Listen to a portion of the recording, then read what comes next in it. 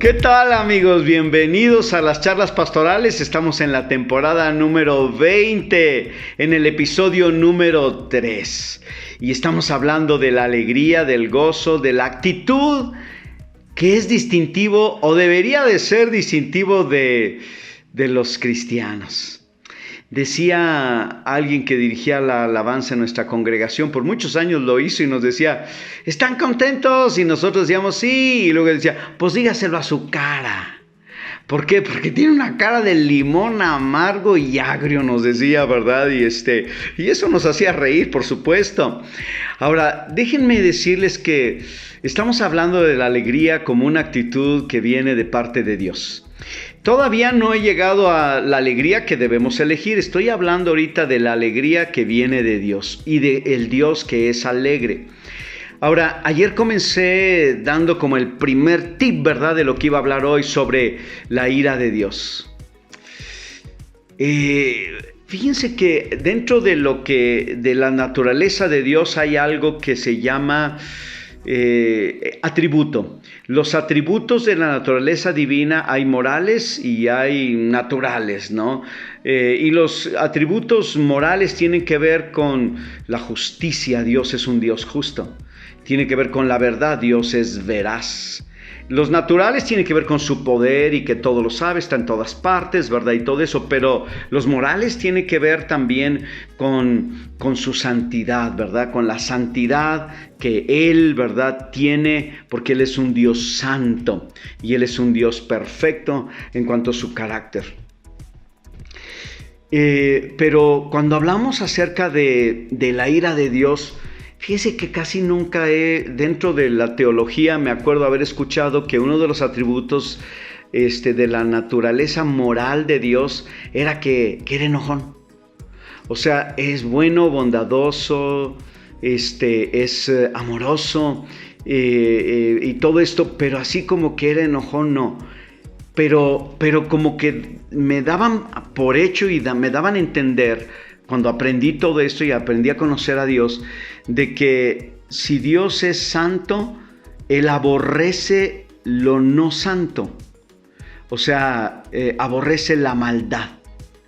Y entre que aborrece la maldad, se nos va de la mano el hecho de pensar que también aborrece al malvado, ¿verdad? Y en realidad lo hemos escuchado tantas veces. Dios odia el pecado, pero ama al pecador, pero lo decimos tan rápido y lo decimos tan pegado que a veces suena como que Dios aborrece al pecado y al pecador, y luego dice la Biblia que todos somos pecadores, y luego dice la Biblia que todos estamos destituidos de la gloria de Dios, y la Biblia está llena de manifestaciones de la ira de Dios, y llega el punto donde uno dice, entonces Dios ¿tiene un buen carácter o no tiene un buen carácter?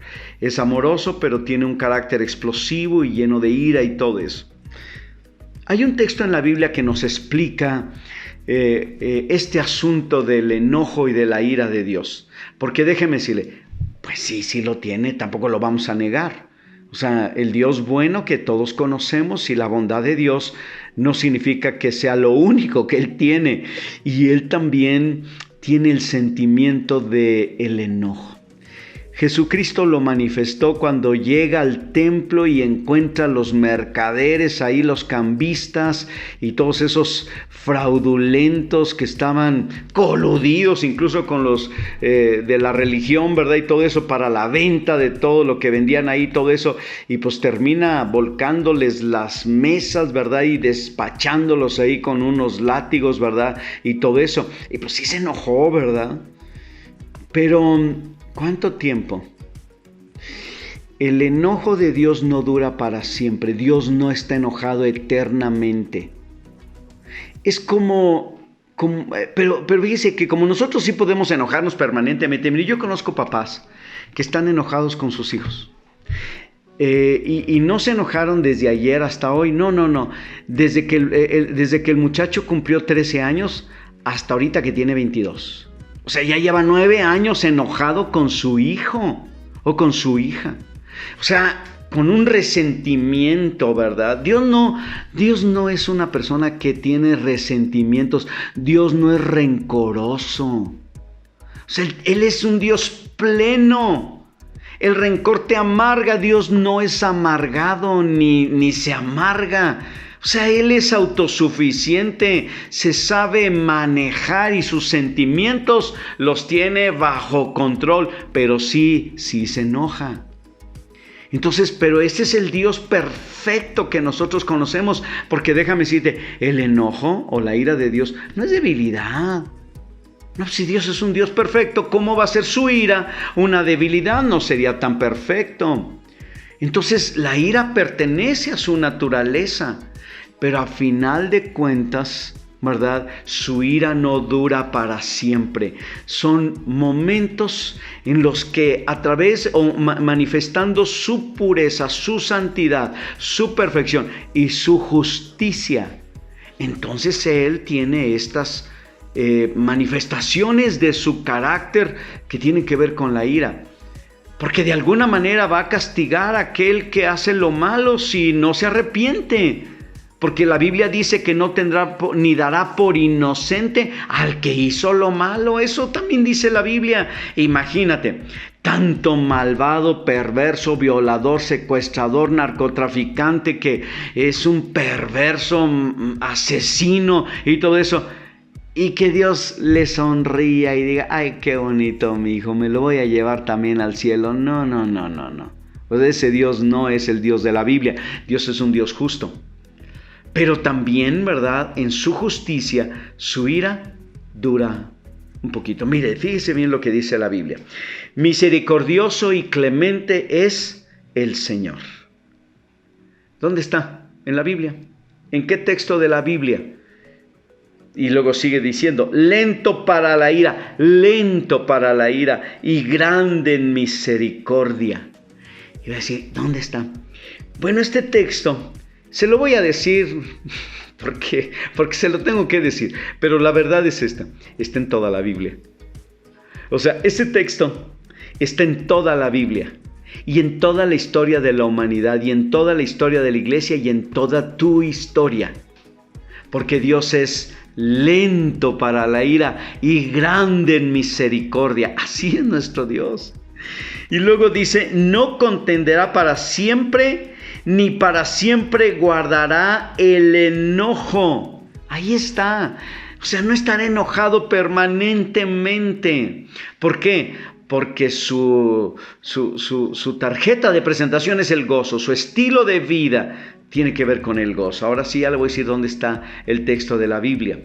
Está en el Salmo número 103, que le recomiendo todo el Salmo, pero solamente leí el versículo número 8 y el versículo número 9. Aquí les va el 10.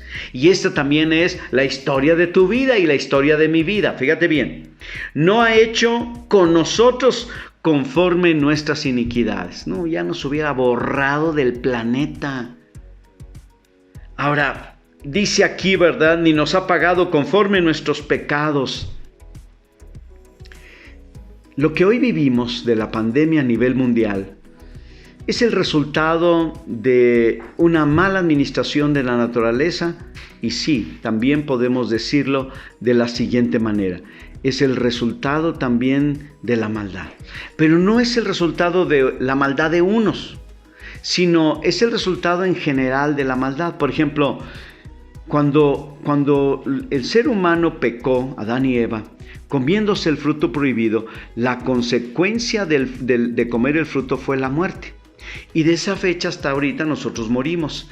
Es una consecuencia universal del primer pecado.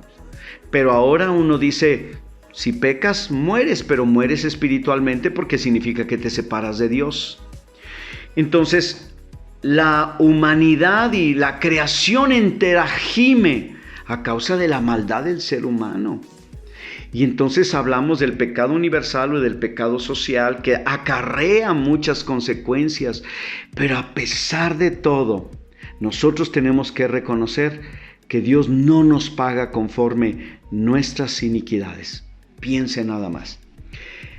Cada año 750,000 abortos, o sea, niños que son asesinados en el vientre de su madre, en contubernio con médicos, enfermeras y padres, ¿verdad? 750,000 al año. Dios no nos ha pagado conforme nuestras iniquidades.